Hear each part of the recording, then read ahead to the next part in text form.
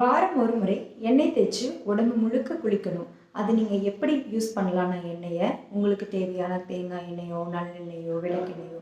ஆனால் எல்லாருக்கும் பயன்படுறது தேங்காய் எண்ணெய் தான். தேங்காய் எண்ணெயை ஒரு சிறிதளவு சூடு பண்ணி நம்ம உச்சந்தலையிலேருந்து உள்ளங்கால் வரைக்கும் மிதமான சூட்டில் தேய்ச்சிட்டு ஒரு அரை மணி நேரம் ஊற வச்சுட்டு சூரிய உதயத்துக்கு முன்னாடியே நம்ம குளிச்சிடணும்.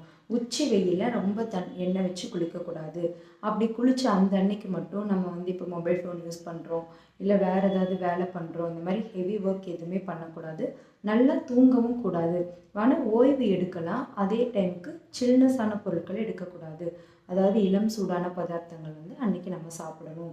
இந்த ஒன் டே எண்ணெய் குளியல் நம்ம உடம்புல பித்தம் அதிகமாக இருக்கும். நாடியில் பித்தம்னா சூடுன்னு சொல்லுவாங்க. தீபூதம் உடம்புல இருக்கக்கூடிய அதிக அளவு இது சமநிலையில் வச்சுக்கோம். வாரம் ஒரு முறை நம்ம எண்ணெய் தேய்த்து குளித்தோம்னாலே அதில் நம்ம உடம்புல வரக்கூடிய பெயினாக இருக்கலாம், இடுப்பு வலியாக இருக்கலாம், வயிற்று வலியாக இருக்கலாம், இல்லை சைனஸ் ப்ராப்ளமாக இருக்கலாம், எதாக இருந்தாலும் இதில் சரியாகும். வாரம் ஒரு முறை எந்த மாதிரி எண்ணெயெல்லாம் நீங்கள் வைக்கலான்னா சுக்கு தைலம், அரக்கு தைலம், நொச்சி தைலம், இந்த மாதிரி சைனஸ் உள்ளவங்க பயன்படுத்தலாம். சைனஸ் இல்லாதவங்க சாதாரண எண்ணெயவே நீங்கள் பயன்படுத்தலாம்.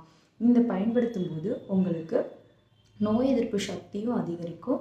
அதே சமயக்கு உடலும் குளிர்ச்சியாகும். கண்டிப்பாக வாதப்பித்த நாடி, பித்தவாத நாடி, இந்த மாதிரி பித்தம் அதிகமாக உள்ள எல்லாருமே வாரத்துக்கு ஒரு தடவை எண்ணெய் தேய்ச்சி குளிக்கிறது ரொம்பவே நல்லது.